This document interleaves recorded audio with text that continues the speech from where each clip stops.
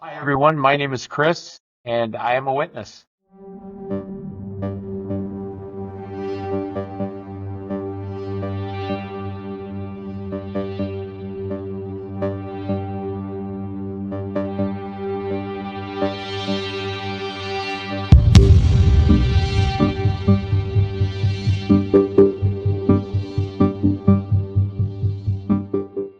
My story started on the island of Jersey, which is 11 miles off the coast of France. My parents met in England in the late 60s when my dad was in Bible school and my mom was there visiting her father. They got married and moved back to the island of Jersey, and I was born in 1972. My dad had grown up in an orphanage, and he had no father, didn't even know his mom, and he had a foster brother that was really, really close. And when I grew up, I got to know him as Uncle Derek. Really fond memories of him, but starting at a young age, I really didn't know what extended family was like. My mother was an only child, and her parents had divorced when she was an infant, and my grandfather had moved to England, and my grandmother lived in Iceland where my mom was born. So I had no real idea what family was really supposed to look like. But my parents were invited to start Bible study in Iceland where my mom was from, and so they moved there when I was really young.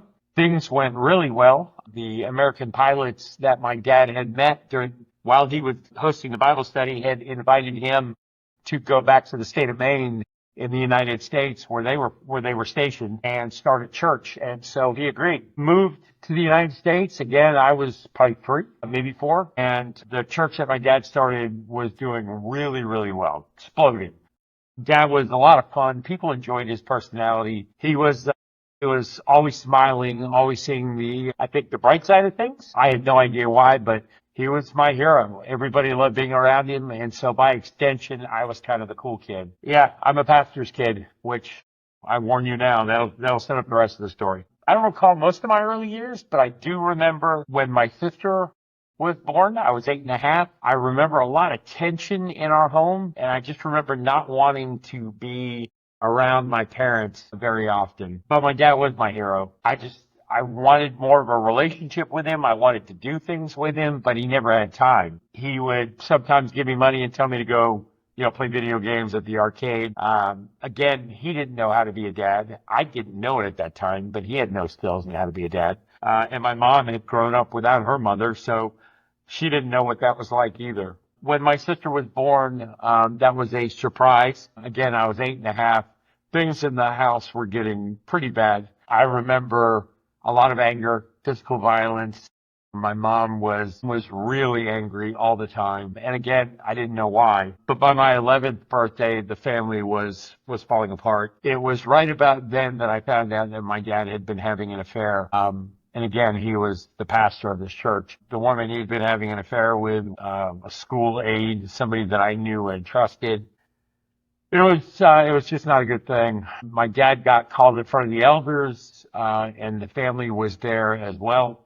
And they confronted him and told him, listen, you need help. You need to make things right, and you need to go home. And I remember him looking at me and saying, I'll be home tomorrow. And, he never showed up. Even to this day, I still remember that feeling of him not showing up. I guess I believed that he was going to be there, and he never did. I thought that my dad would protect me from the angry mom that I was forced to live with. That was the basis for feeling rejection, lies, abandonment, and now I had a really angry mom and a sister. Not great times. Instead, my dad filed for divorce from my mom. He lost his job at the church, which meant that my mother, my sister, and myself had to move out of the church home. We moved into a pretty small apartment in a pretty rough part of town. It was a big difference from where I had been living. I remember my mom complaining a lot that my dad didn't pay very much in child support. We were broke. My grandparents on my mom's side, if it wasn't for them, I don't know where we would be. They helped out as often as they could. I got to see each one of them. Maybe once a year they would come over, and maybe once a year we would go visit them. So I was fortunate in that perspective. My grandmother passed away, but man, she was my guardian angel. She would defend me when my mom was really angry. My grandmother would defend me. But my mom at that point was calling me Peter, which was my dad's name, and uh, I became the object of her of her anger. Looking back, my mom didn't know what to do. She was doing the best she could, and I'm alive today, so I'm grateful. Yeah, that was tough to be physically abused by my mother. At the same time, I didn't know what to do, and I probably wasn't the easiest kid in the world anyway because I was angry as well. But yeah, I look back and I thank God that He provided a place. We weren't homeless. There's so many people that have it so much worse than we did, but I didn't know how to cope with it. Wasn't too long after the divorce went through that my mom met a Navy man at our church, and they started dating, and they got married pretty quick. But man, he was I'll call him a manly man. He taught me about cars. He showed me how to fix things, like do projects. Like it was exciting. Like all of a sudden I had a male figure in my life that would do things. He liked to go camping, and he bought me my first gun and showed me how to shoot. Man, it was just things were going to be great. It didn't last too long. I'll just assume that my mom's unhealed anger carried over into that new relationship. And man, she made life at home very, very difficult. We moved to Florida in 1986. So just about 40 years ago. And man, that was an opportunity for me to start my life over. But before I get to that point, when we moved in to my stepdad's house, it was military housing, Navy housing. He had two sons, an older brother and a younger brother. I was rooming with the older brother, and pretty soon after that, moving in, within, I don't know, maybe 6 months, he started sexually abusing me. It went on for, I guess, about a year, and worse was knowing that he was doing that to my younger stepbrother and other friends in the neighborhood. He was just abusing people. It was very confusing. I didn't know what to do. I don't know. I think most of the guilt that I felt after the fact was not being able to protect my stepbrother or other people that were being victimized as well. I guess I thought my parents knew, and to this day they said that they didn't. But anyway, when we moved to Florida, he was not with us. Once they found out, they kicked him out of the house, and I never saw him again. However, I'll just skip to the end of the story. In regards to my stepbrother, I was able to forgive him probably in 2020. I carried a lot of anger around regarding that, anger and confusion around for years. And during that period of time, I was introduced to some pretty graphic pornography that I had no idea how impactful that would be down the road in my life, but it was pretty significant. Moving to Florida in 1986 was like the chance to start a whole new life. It was amazing. It was eighth grade, which was a little challenging. Like I did eighth grade in a new school. That was a little challenging, but it wasn't terrible. I grew a lot in the summer going into ninth grade, and things changed. I all of a sudden noticed girls, and things were different. I was doing really well in school, and things came pretty easy. Between academics and athletics, I started seeing that I had a pathway out. But I met a girl in my sophomore year. Man, she took my breath away. I don't know how, but I knew I would marry her one day. Not too long after we started dating, we became sexually active, and that was the beginning of just, man, a lifelong series of mistakes and hurts that I caused not only for myself, but for others as well. I treated her like an object and objectified her so many ways. She wasn't good enough for me some months to break up. Then, I treated her terribly. But I know what it was doing is all of the hurts that had started when I had been abused as a child, I was taking out on her. I just didn't know it. I became a raging sex addict. I was cheating on her in high school. It was a mess. I didn't understand why. But again, I can tell you looking back, like I didn't know who I was.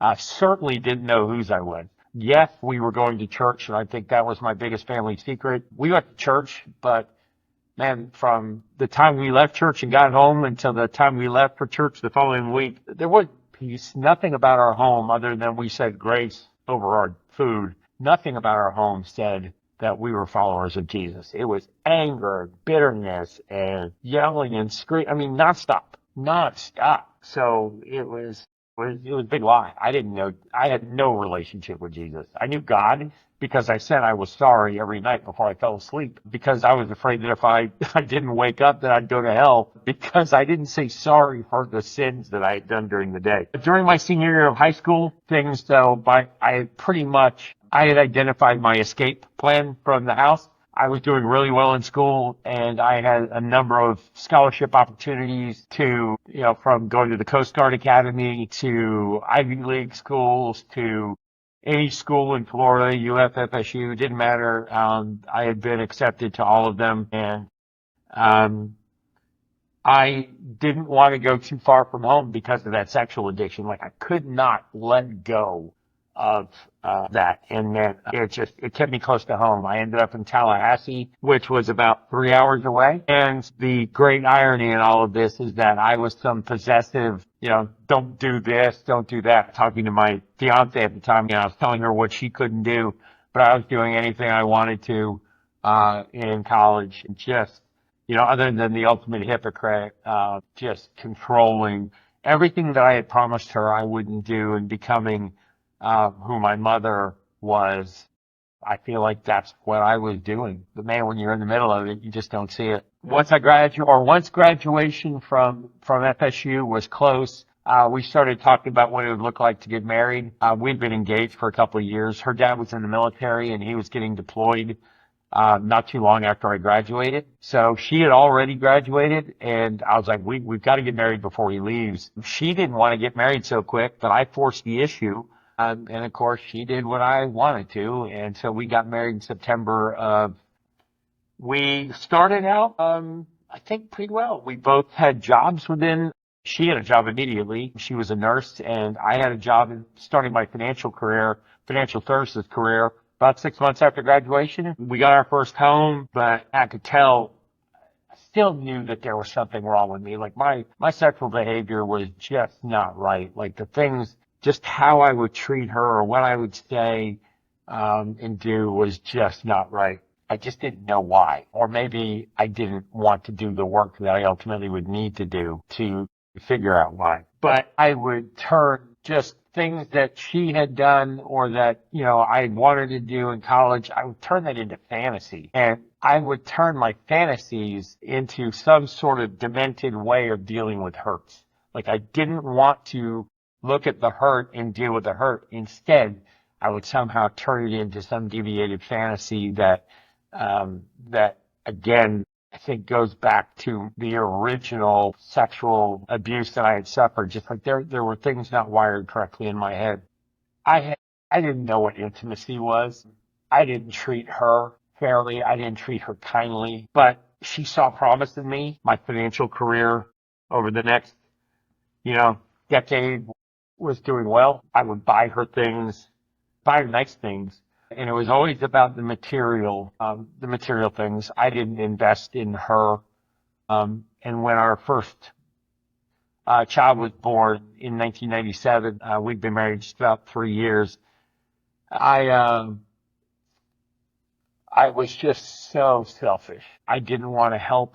I was forced into helping some, but man, I resented it. Again, I didn't realize that my lack of understanding how a family should work, like the love and intimacy and trust, and I didn't know what that was like. And so I didn't give that to those that I loved the most. But now my sex addiction had changed from cheating on my wife to pornography. And then when I was traveling on business, it would be strip clubs or just going out. I was a terrible husband. In proper order, I was not a godly man. I was not a godly husband. And now I was not a godly father. I traveled for about 11 years extensively and my career was doing well. I was making a lot of money. I was making more money than and I knew what to do with, and I was not financially responsible with it again because of my lack of identity. It was all about what I could buy to define who I was. Cars, condos, houses, boats, watch collections, guns. I had so many guns, I hadn't even taken the tags off of them. Watches, just craziness. But that's who I thought I had to be for people to like me, because I didn't love myself. I didn't know what the love of Jesus felt like because I hadn't accepted him into my heart. Somehow, some way, I had made it through college. I think I had smoked marijuana maybe 5 times up until this time. Certainly not many times. And drugs were never my things. Alcohol became a social event. Like, it was just a way for me to be even more crazy, the life of the party, do the crazy things, whatever. But it never numbed my pain. In November of 2014, because of my sexual immorality, I discovered cocaine. That changed everything. Cocaine not only made my sexual immorality easier, it was a way of using and controlling other people as well. And all of that, the fantasy and what I recalled from, or not what I recalled, but what I thought that was supposed to look like partying from that pornography that I saw when I was 12 with my stepbrother was now possible because of cocaine. I abused my ex-wife horrifically. I did things to her that I'm so ashamed of. And to others, I treated other people terribly. Again, I was lost. I was a boy with a mustache, lost, doing everything that the world told me would bring me happiness. I was responsible for 2 abortions, and everybody that I said I loved. Over the next 6 years, I spent a little over $1 million that I could track, maybe more, of my family's money, and I basically didn't work for all those years. Did unspeakable things, and my ex-wife had enough in June of 2020, and she kicked me out. My kids, my friends, all of my family, all of her family, everybody told her that she had to divorce me. We'd been married at that point almost 26 years, and we'd been together for 32 years. But I was dangerous to her. I was dangerous to our children, and everybody rightly told her that she had to do something to protect herself and my kids. And she did. And in September of 2020, we were divorced after 26 years and 2 weeks of being married. So you'd think that was rock bottom. No. When she kicked me out, I had nowhere to go, but I had some money and I had hotel points. And so I went and checked into a hotel, and I spent the last of all the money that I had access to on cocaine. And finally, I had to get out of the hotel and I had nowhere to go. So I went back to my parents' house, and they were not happy to see me. And I remember sitting on the floor by their coffee table, and they didn't want me in the house. And at that point, I understand why. But they didn't want me in the house. And I was bawling. And my sister and brother-in-law came in with my nephews, their young children. And my 3-year-old nephew came down, sat next to me, and asked me why I was crying, and he handed me tissues. And my sister put her arms around me and asked me if I needed help. And I said, yes, I do. And 11 days later, I went to Honey Lake Clinic just outside of Tallahassee, where I've spent 6 weeks. And that was June 11th of 2020. That's where I met Jesus. Pastor Perry, he spoke words of life into me. And that's where the surrender process started.